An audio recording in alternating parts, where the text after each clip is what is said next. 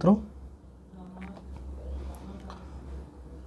आज से हम लोग शुरू करने वाले हैं बिहार का इतिहास। और बिहार के इतिहास में सबसे पहले हम लोग देखेंगे बिहार का कुछ विशिष्ट तथ्य, जिसमें सबसे पहले आता है आपका नामकरण। बिहार का नामकरण कैसे हुआ? तो बिहार का नामकरण होता है 12वीं शताब्दी में तुर्कों ने इसको जीता। 12वीं शताब्दी में तुर्कों ने बिहार को जीता और इसका नाम क्या रखा? बिहार शरीफ। बिहार शरीफ। फिर कालांतर में उन्होंने ये देखा कि यहाँ पे बौद्ध बिहारों की बहुलता है। यहाँ बौद्ध बिहारों की बहुलता देखा। उसके बाद उन्होंने ये किया, शासन किया यहाँ पे कुछ दिनों तक। उसके बाद समय के साथ बदलाव हुआ और इस संपूर्ण क्षेत्र का नाम बिहार पड़ गया, मतलब बिहार।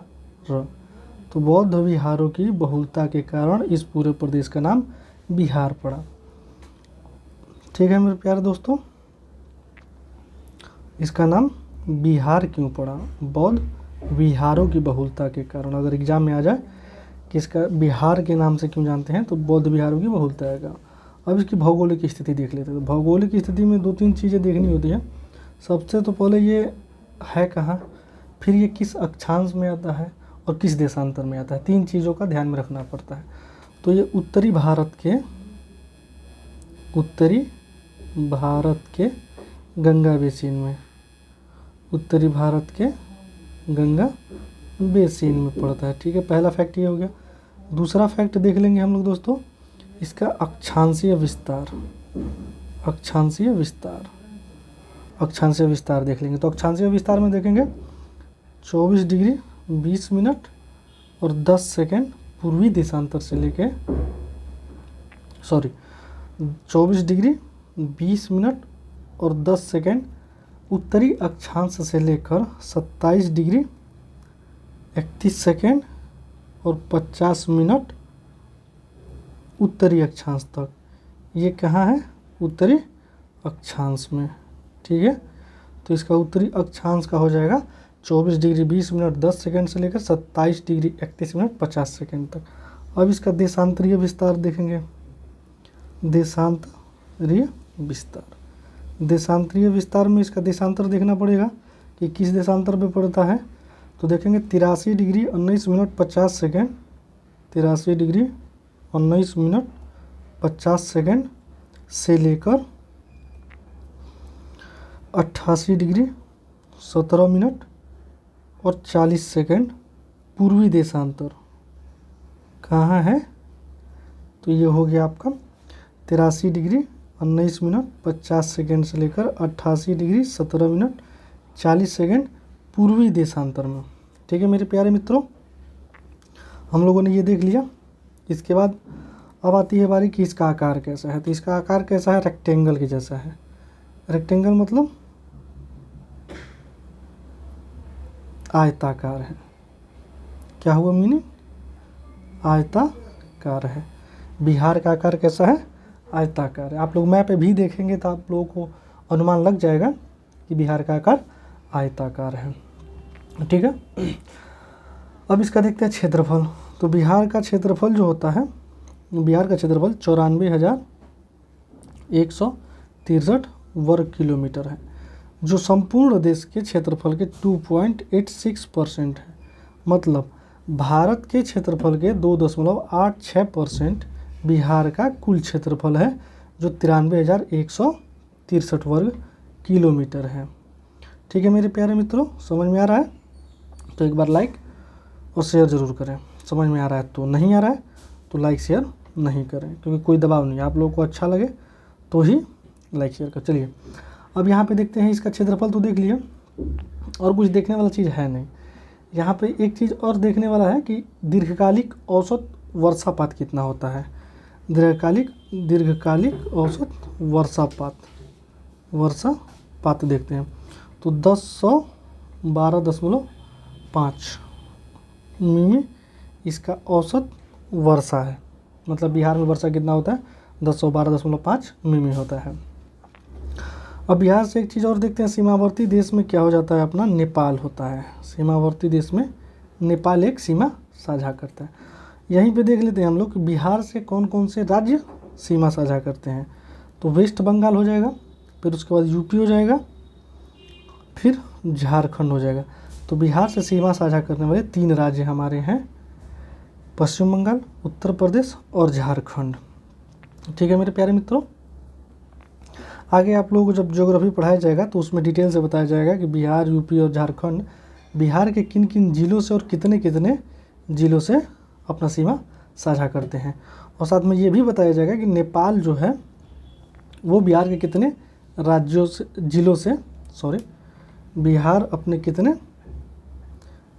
के कितने जिलों से सीमा साझा करता है। ठीक है मेरे प्यारे मित्रों, अभी यहाँ ये चीज़ बताना ठीक नहीं रहेगा मेरे हिसाब से। अब बिहार की जनसंख्या देख लेते हैं। तो हम लोग कहाँ हैं, बिहार की जनसंख्या। बिहार की जनसंख्या देख लेते हैं हम लोग। तो बिहार की जनसंख्या होगा 10,40,99,452। भारत के कुल जनसंख्या का ये जो है 8.60% है। मतलब बिहार की जो जनसंख्या हमारी है 10,40,99,452 लोग हैं इसमें। ये हम लोग 2011 का सेंसस उठाए हैं। ये जो भी आंकड़ा आप लोगों को दिया जा रहा है जनसंख्या से रिलेटेड, ये 2011 का सेंसस है, मतलब जनगणना है। तो ये संपूर्ण भारत का 8.60% है। अब जब जनसंख्या उठा लिए तो यहाँ पे ये भी देखेंगे कि इसका जनसंख्या घनत्व कितना है। तो जनसंख्या घनत्व देखेंगे इसका, बिहार का जनसंख्या घनत्व 1106। कितना है जनसंख्या घनत्व, 1106 प्रति व्यक्ति वर्ग किलोमीटर, प्रति व्यक्ति वर्ग किलोमीटर। ठीक है मेरे प्यारे मित्रों, अब जनसंख्या देख लिया, जनसंख्या घनत्व देख लिया। अब देखते हैं जनसंख्या में दशकीय वृद्धि 2001 से 2011 तक कितनी रही। तो बिहार की जनसंख्या का दशकीय वृद्धि 25.4% रहा। ठीक है, अब सर्वाधिक जब जनसंख्या देख ही रहे हैं, सेंसस देख ही रहे हैं, तो सेंसस का कुछ और डाटा देख लेते हैं हम लोग। चलिए, अब सबसे महत्वपूर्ण होता है कि बिहार का सर्वाधिक सबसे कम जनसंख्या घनत्व वाला जिला। तो चलिए सर्वाधिक न्यूनतम में तो घनत्व देखते हैं सबसे पहले। सर्वाधिक घनत्व बिहार में जनघनत्व सबसे ज़्यादा किस जिला में है।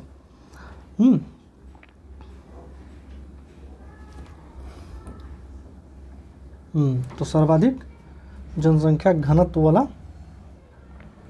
जिला देखते हैं।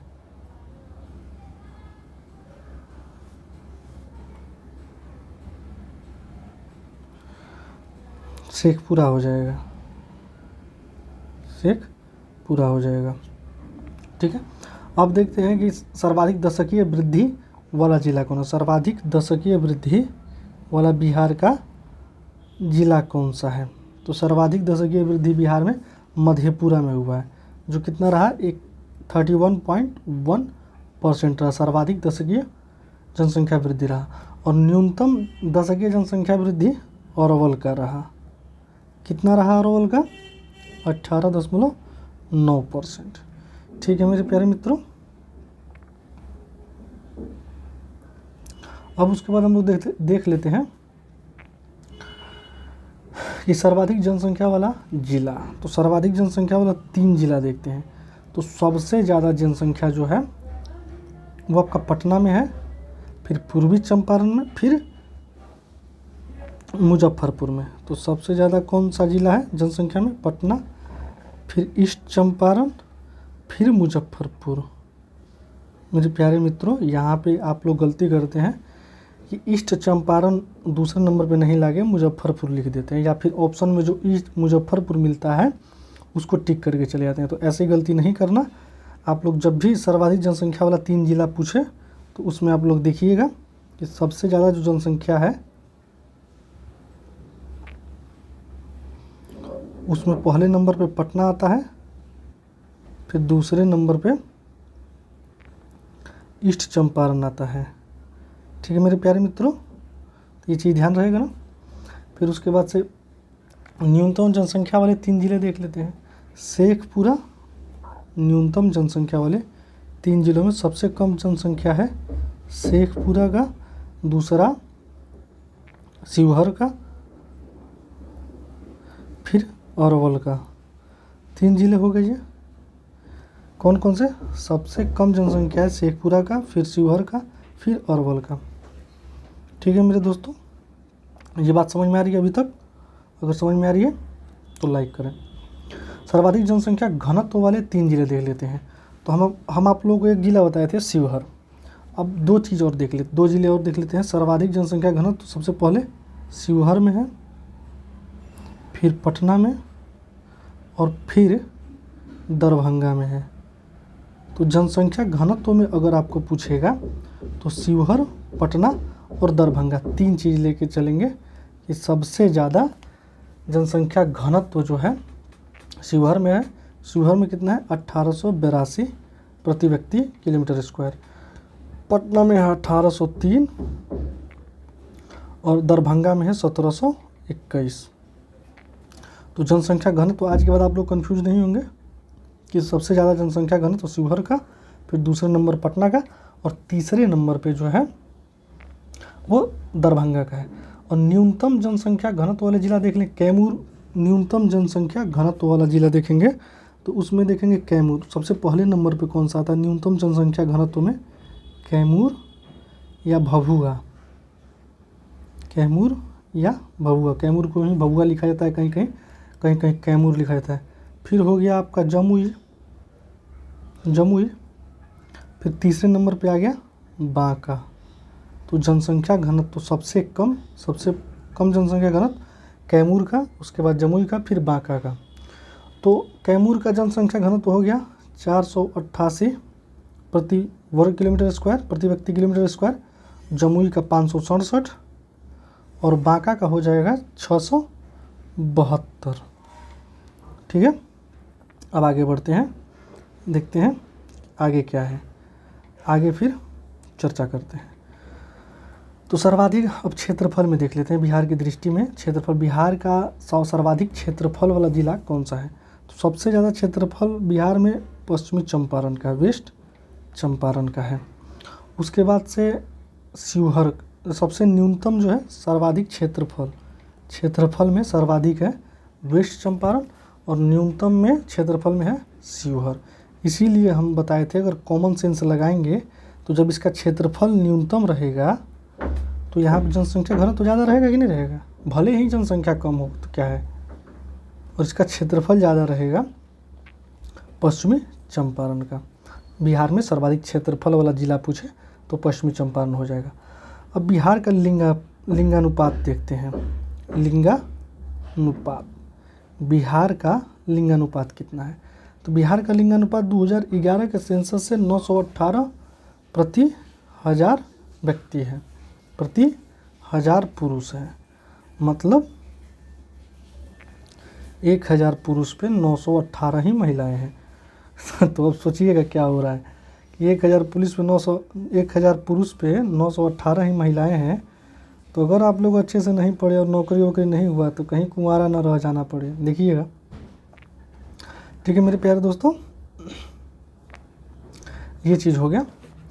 और अब देख लेते हैं लिंगानुपात में सर्वाधिक लिंगानुपात किस जिले का है? तो सर्वाधिक लिंगानुपात अगर पूछ लेगा तो गोपालगंज का है। किसका है? गोपालगंज का, जिसका कितना है?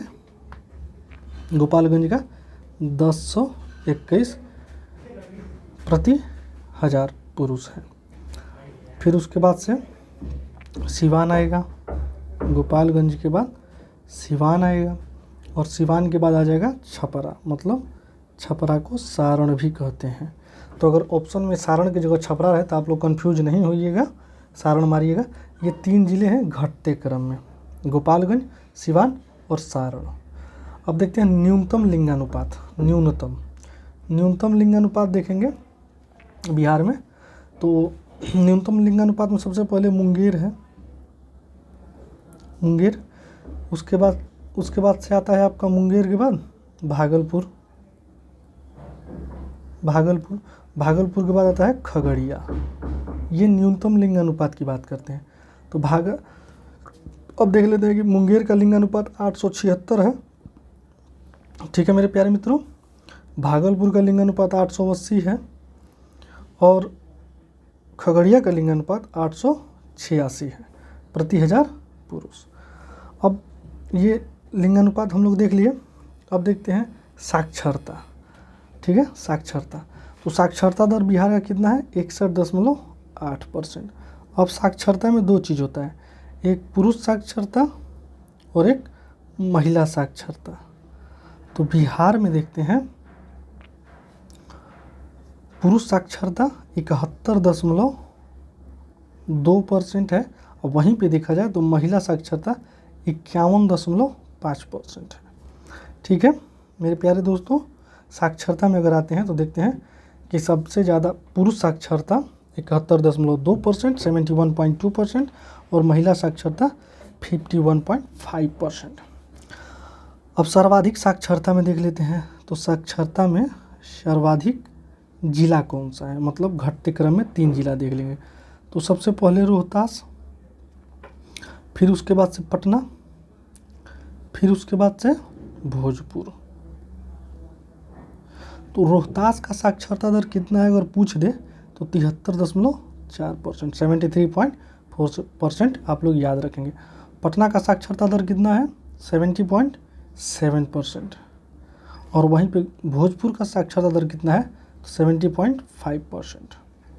ठीक है मेरे प्यारे दोस्तों, ये चीज़ आप लोगों को उम्मीद करते हैं कि याद रहेगा। अब इसी के साथ हम लोग देख लेते हैं न्यूनतम साक्षरता दर। न्यूनतम वाले 3 जिले देख लेते हैं। तो न्यूनतम में सबसे पहले पूर्णिया आ जाएगा। सबसे कम साक्षरता दर कहाँ का है? पूर्णिया का। कितना है कि बिहार का जो औसत साक्षरता दर है उससे भी कम है, 51.1% मात्र है। और आप लोगों को अभी हम बताएं कि बिहार का साक्षरता दर, महिला साक्षरता दर 51.5% है, उससे भी कम पूर्णिया का साक्षरता दर है। अब सोचिए वहाँ शिक्षा के क्षेत्र में विकास करने की कितनी बड़ी ज़रूरत है। फिर आपको पूर्णिया के बाद आ जाएगा सीतामढ़ी, जहाँ की साक्षरता दर है 52.1%। फिर उसके बाद आ जाएगा कटिहार। मतलब न्यूनतम साक्षरता दर वाले 3 जिले अगर पूछे तो आप लोग सबसे पहले ध्यान रखेंगे पूर्णिया,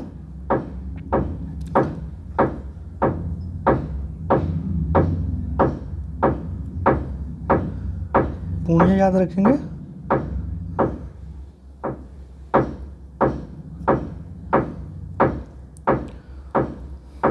ठीक है मेरे प्यारे दोस्तों, पूर्णिया याद रहेगा, फिर सीतामढ़ी, फिर कटिहार याद रहेगा। अब देख लेते हैं साक्षरता में ही चलता है जिला को लेकर चलते हैं। तो सबसे ज़्यादा पुरुष साक्षरता दर वाला जिला है रोहतास। इसमें ज़्यादा नहीं याद रखिएगा, सबसे ज़्यादा पुरुष साक्षरता दर वाला जिला है रोहतास। और उसके बाद न्यूनतम पुरुष साक्षरता दर वाला जिला कौन सा हो जाएगा? पूर्णिया। ये चीज़ सेम है क्योंकि यहाँ का साक्षरता दर सर्वाधिक है और यहाँ की साक्षरता दर न्यूनतम है, ठीक है। अब सर्वाधिक महिला साक्षरता दर सर्वाधिक में देखेंगे तो सबसे ज़्यादा महिला साक्षरता दर रोहतास ही हो जाएगा। सर्वाधिक महिला साक्षरता दर रोहतास हो जाएगा। लेकिन यहाँ पे एक चीज़ याद रखने वाली चीज़ है कि सबसे कम महिला साक्षरता दर वाला जिला आपका सहरसा हो जाएगा। समझ रहे हैं कि सबसे कम पुरुष साक्षरता दर पूछे तो पूर्णिया टिक करके आइएगा, लेकिन सबसे कम महिला साक्षरता दर पूछे तो सहरसा टिक करके आइएगा। ठीक है मेरे प्यारे मित्रों। अब इसके बाद देख लेते हैं अनुसूचित जातियों की कुल संख्या। कुल संख्या याद रखने की ज़रूरत नहीं है, लेकिन अनुसूचित जाति कितना % भारत में निवास करते हैं, भारत के बिहार में निवास करते हैं, ये चीज़ याद रखने वाली चीज़ है। तो अनुसूचित जाति SC कितना है 15.9%। बिहार में कितना SC निवास करता है 15.9%। और वहीं पे अनुसूचित जनजाति पूछे मतलब ST, तो ST कितना निवास करता है बिहार में 1.3%। ये हम लोग सब कुछ लेके चल रहे हैं 2011 की जनगणना का आंकड़ा लेके चल रहे हैं, ठीक है मेरे प्यारे दोस्तों, ये हो गया, ठीक है। अब देख लेते हैं कि बिहार में प्रमंडल कितना है। प्रमंडल, ये चीज़ याद रखिएगा कि कौन कौन सा प्रमंडल है, कितना प्रमंडल है तो 9 है। और कौन कौन सा ये भी याद रखिएगा, तो हाथ पे गिनिए तो कोसी, दरभंगा, तिरहुत, सारण, भागलपुर, मगध, पटना, पूर्णिया, मुंगेर। कितना प्रमंडल हुआ, कोसी, दरभंगा, तिरहुत, सारण, ठीक है।